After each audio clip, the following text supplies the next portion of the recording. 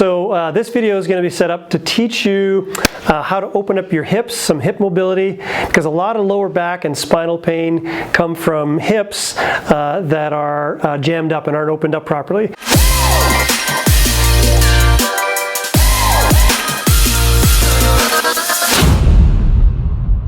So I'm going to teach you is how to do squats just using your own body weight. Now lots of people think they know how to do squats, but I can tell you most people do them wrong. I'm going to teach you how to do them the right way. But before you learn how to do a squat, you got to learn how to activate your butt. So I'm going to show you that first. Okay, so the first thing before it is you start doing squats, you got to activate your glutes. And one thing you can buy is like a little Theraband that's just like this. And one company, it's called Tap Out. Now you can get them on Amazon, you can get them at the dollar store, but if you're not able to get out because of social distancing and stores being closed, you can get these on Amazon. Here's how to do them. So you put them around your ankles, and what you first step you're going to do is you're going to turn your toes inwards, so you're going to be pigeon toed, just like you see here. Now you're going to start taking side steps. You're going to march along sideways, and you're going to find that on one side or the other it's going to be more difficult to keep your toes flared in, and chances are your feet are going to start to flare out like this. And if you're doing that, you're not actually activating your glutes. You're activating different muscles that are not required right now. So be really conscious about keeping your toes turned in like this, pigeon toed, as you march up and down the hallway. So go in the hallway of your house and march up and down several times. You're really going to feel it in your butt. It's actually going to start to ache, but when it does that, you're doing the right thing. Take a break if you need to, and then march up and down the hallway a couple more times. Now, if you're not able to get one of these, there's another way to activate your glutes. Probably not as effective, but still pretty good. And it's important you do this before you do the squat. So it's a very simple movement. It's actually like a bridge. So you're going to bring your feet together, flat on the floor like this. And then you're going to raise your hips as high as you can, really stick them up high. And when you do this, make sure you're really squeezing your butt. So squeeze, squeeze, squeeze, squeeze, squeeze. You're going to feel a bit of a stretch here, but what you're really trying to focus on are the muscles in your body. You got to really, really squeeze them. So hold that for a good 15 to 20 seconds. If you start to feel your core shake, that's normal. It's good. It means you're doing it right. So as long as you're really squeezing your butt through this, you're doing it right. You're activating your glutes. So go ahead and let it down. And you can repeat this. Hold this for about 30 seconds. You can do this 3 or 4 times, and that's a great way to start to activate your glutes. So this next step is a hip mobility routine.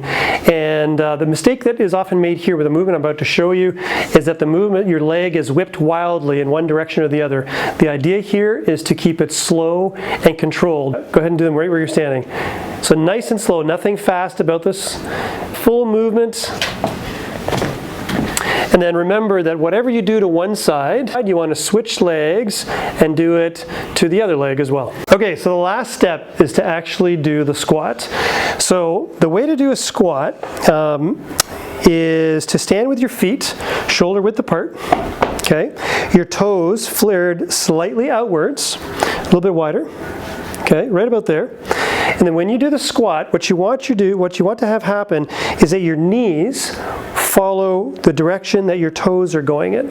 So watch, I'll show you first what it looks like incorrectly. A lot of times when people do squats, they have their feet pointed straight out and they try and the knees drive forward, and they don't feel like they can get much movement. The trick here in opening up your pelvis and strengthening your glutes is to have your toes flared slightly outwards, and as you go down, you drive your knees outwards. You don't drive them forward, you drive them outwards so that they track with your toes. Follow that? Yeah. So go ahead and let's come down and go slowly. The knees go outwards, and then you can come back up. You try and get down as far as you can. If you need to, put a chair in behind you so you don't fall backwards. But you want to make sure that your knees are driving outwards. That's the most important part of doing a squat. It activates your butt and it opens up your hips and those muscles on the inside of your legs. So let's do that again. So driving your legs outwards, and you can get all the way down when you do this. and back up. If you need to counterbalance with your arms, you can do that.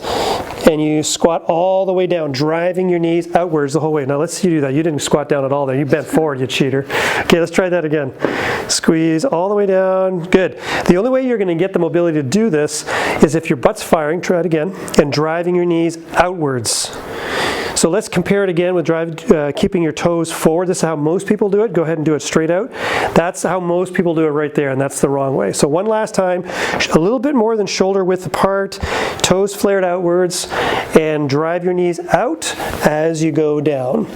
So let's see you crank off about 15 or 20 squats with the routine that I gave you, and I guarantee you, you're going to feel sore in your butt tomorrow. Hopefully that helps. We'll see you next time. Bye!